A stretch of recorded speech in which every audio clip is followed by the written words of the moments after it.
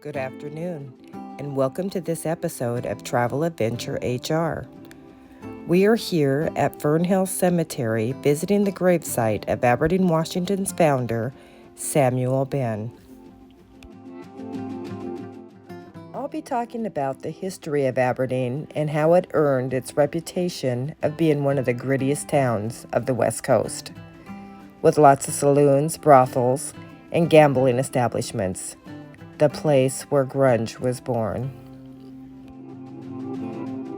Samuel BENN founded the city in 1864.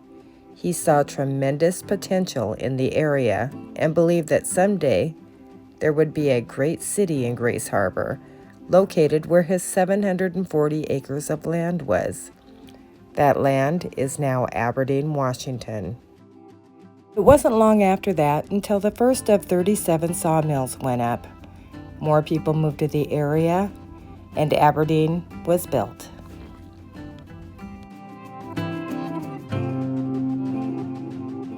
Before continuing, I would like to thank the Polson Museum for allowing me to use their photos.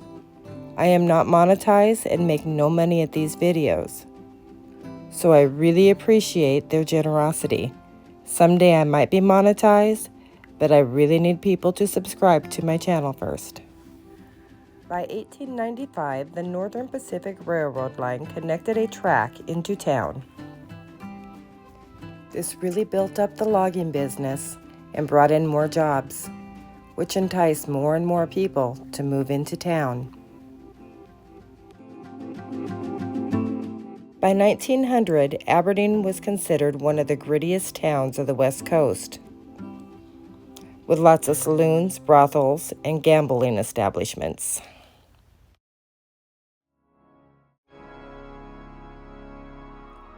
On October 16, 1903, was the Black Friday fire. It devastated the city, burning 15 city blocks, a total of 140 buildings.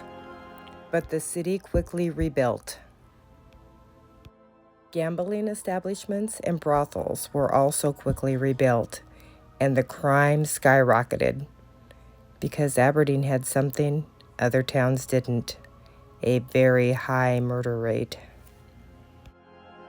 There were many of the town's industrial, loggers, and ship workers that would vanish after a night of pleasure and drinking, only to have their bodies show up in the Wishkah and Chehalis rivers.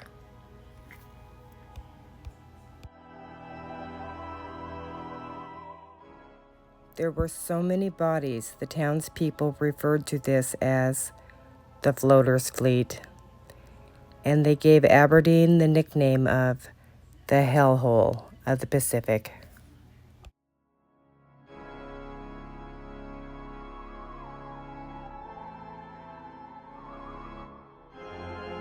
In 1910, a shocking discovery was made.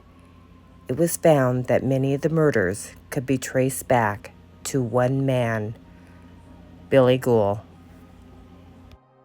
Billy was a representative of the Sailors Union of the Pacific. He would earn the union members' trust, and then one night he would get them alone, shoot them in the head, take their valuables before dumping their bodies into their watery graves of the Chehalis and Wishkah rivers. In May of 1910, Billy was convicted of first-degree murder. He was sentenced to life in prison. If you would like more details on Billy Gohl, check out my Gohl of the Harbor video. Sometime around the 1920s, Kurt Cobain's great-grandfather moved close to town. He lived in Montesano, Washington, just a few miles from Aberdeen, where he was the deputy sheriff there. Deputy Sheriff Cobain was accidentally shot and killed when his service weapon fell from his hip holster as he reached for a cigarette. When his gun struck the floor, it discharged, striking him in the hip and traveling through his vital organs.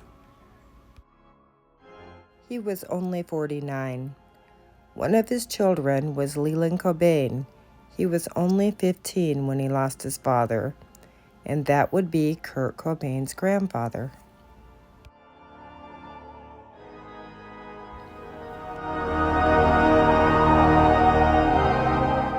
The Great Depression lasted from 1929 to 1939.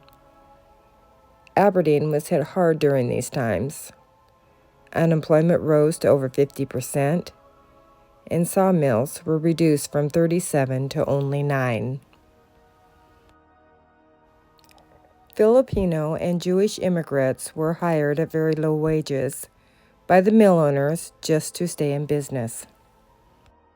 The city's population also declined as people left in search of work.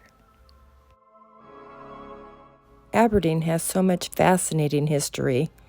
I would like to continue with the brothels of Aberdeen, but I need more information and photos. If anyone watching my video has a story or photos, please leave me a message so I can contact you. Then I can continue my story of Aberdeen. I hope you enjoyed this, and thank you very much for watching. Don't forget to subscribe.